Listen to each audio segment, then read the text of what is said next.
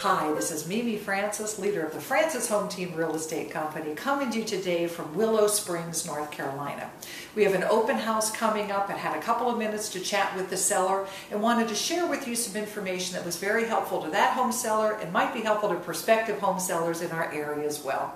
You see, this listing, home had been listed with another agent who had failed to receive an acceptable bid, or in fact any bid at all, in the time this family had worked with her. So they were aware of my team, aware of the good work that we do, called us, asked me to come on down and meet with them, and we've had their home listed for about 4 weeks. We're actually doing quite well with showings, many more showings than they got with a previous agent. They're very pleased with that, but those showings haven't translated to an offer.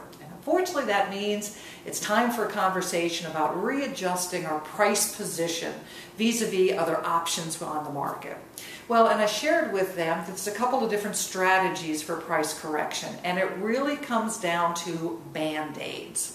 That's right. The world can kind of be divided into two groups of people regarding Band-Aids.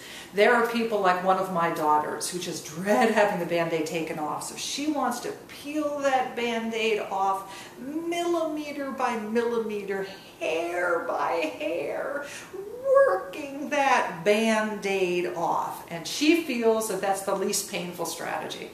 Then there are people like myself. I prefer to grab that bad boy, grit my teeth, and rip that bad boy off and just have the pain done and over with. Well, interestingly, it's kind of the same thing with adjusting your price position.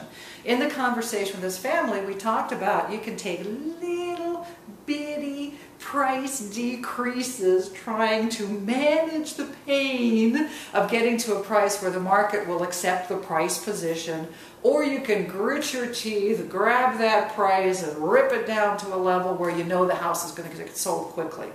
In this particular case, after some discussions, the seller decided, you know what, we've been on the market before. We don't enjoy the being on the market experience, that very artificial state of living that buyers come to expect for houses being presented, because nobody really lives like houses that are being shown for the market.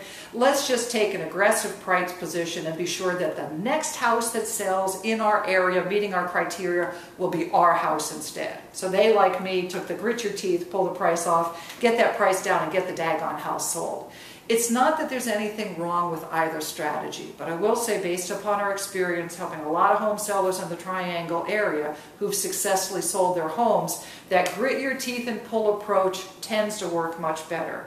A $1,000 price decrease is meaningless, and those itty-bitty steps don't get your house sold, prolong how long your house is on the market, and can send a message to the buyers that you're going to be very resistant in negotiations because you've taken itty-bitty steps down.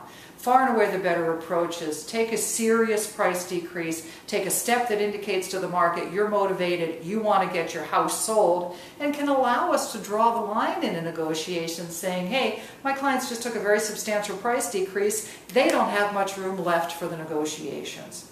Happy to talk with you if you're thinking about buying or selling a home in the Triangle area, to share with you some of the techniques that the Francis Home Team has used very successfully for our sellers. Hope you found this little tip helpful, and I'm going to look forward to speaking with you real soon.